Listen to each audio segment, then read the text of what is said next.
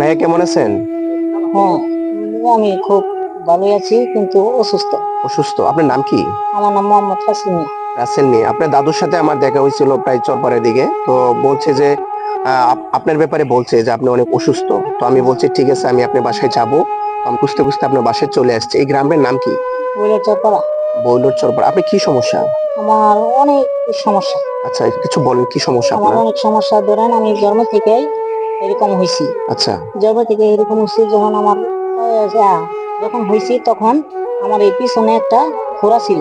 আচ্ছা আচ্ছা। এতটুকু ফোড়া ছিল, ফোড়াটা যখন আমার 6 মাস বয়স তখন ফোড়াটা কাটে ফেলাইছে। জি। কাটা ফেলেছিল। তারপরে কাটা যখন ফেলাইছিল তখন এই যে ময়মনসিংহের বড় ডাক্তার বলছিল যে কাটতে আলান ভালো হইব। কাটার পরে তারপরে এই কাটাইছে যে, কিন্তু বড় ডাক্তার কাটাই নাই।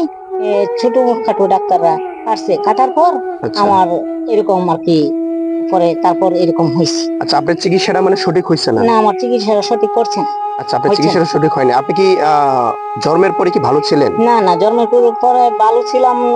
মনে হয় মার কুলে ছিলাম 6 মাস। আচ্ছা 6 মাস ছিলাম, 6 মাসের সময় এই জিনিসটা দেখা দিচ্ছিল। দেখা দিচ্ছে, দেখা দেওয়ার পর তারপরে অপারেশনটা করছিল। আচ্ছা, এখন করার কি আপনি হাঁটতে পারেন না? জি না, আমি হাঁটতে পারি না, লড়তে পারি না।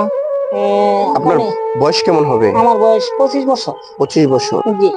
তো এখন আপনার সংসার কিভাবে চলে? আমার সংসার অনেক কষ্ট, আমার অনেক সমস্যা, অনেক অসুস্থ আমি, অনেক বাপ নাই আমার। আপনি আব্বা কি মারা গেছে? জি, আমার আব্বা মারা গেছে। আমার মতন আমার লোকের দাঁড়াই